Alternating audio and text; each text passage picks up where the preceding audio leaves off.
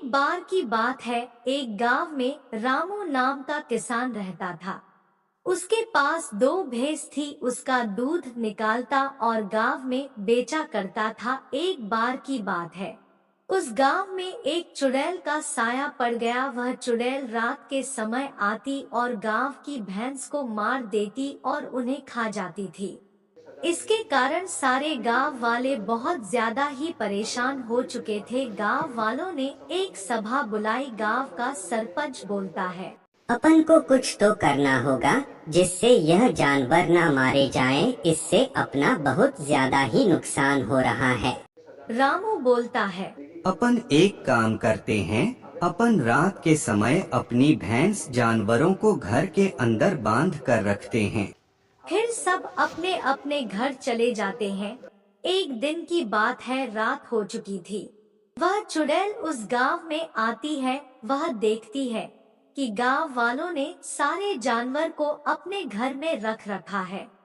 चुड़ैल बोलती है, गांव वालों ने तो आज मुझे गुस्सा ही दिला दिया। आज मेरा पेट कैसे भरेगा। ऐसे ही करते करते चुड़ैल जंगल में वापस चली जाती है।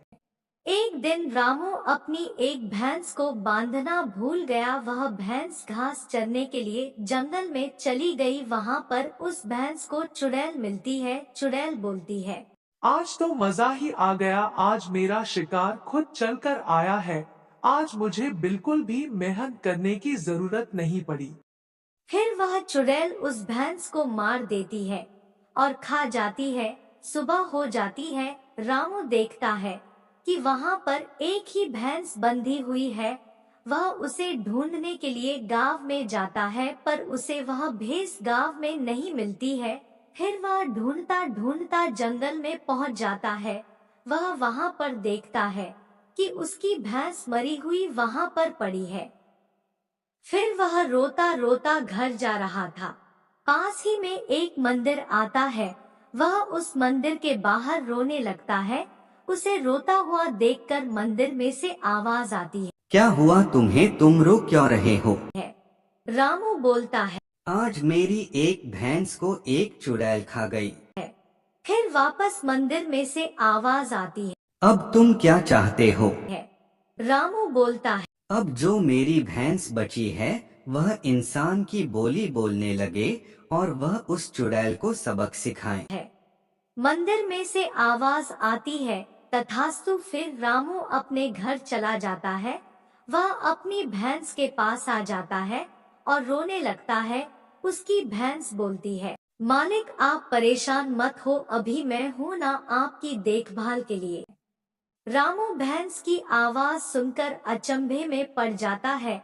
अब रामू की भैंस इंसानों की बोली के साथ साथ जानवरों की बोली भी समझने लगी थी। उसे पास ही से आवाज आती है, बचाओ बचाओ। वह एक दूसरे भैंस की आवाज थी। उसे एक चुड़ैल ने पकड़ लिया था।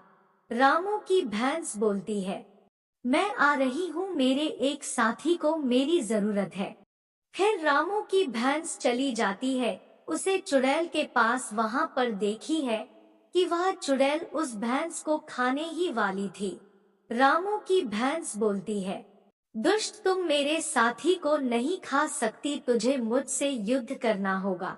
फिर चुड़ैल और उस भैंस की लड़ाई होने लगती है। जैसे ही लड़ाई स्टार्ट होने लगती है, वैसे ही सुबह हो जाती है। वह चुड़ैल सूरज से डरकर जंगल में भाग जाती है। अगले दिन वह चुड़ैल वापस आती है। जैसे ही वह चुड़ैल एक जानवर को खाने लगती है, वैसे ही वह भैंस आ जाती है। भगवान के आशीर्वाद से वह भैंस एक दानव में बदल जाता है। फिर वह दोनों युद्ध करने लगते हैं। वह दानव उस चुड़ैल को मार देता है और वह चुड़ैल चलने लगती है। वैसे ही सारे गांव वाले वहां पर आ जाते हैं। वह उस चुड़ैल से डरने लगते हैं। वापस दानव एक भैंस में बदल जाता है और बोलता है, अब आपको इस चुड़ैल से कोई डरने की चिंता नहीं है। अब यह चुड़ैल किसी को भी हानि नहीं पहुंचा सकती। इसी के साथ कहानी खत्म होती है।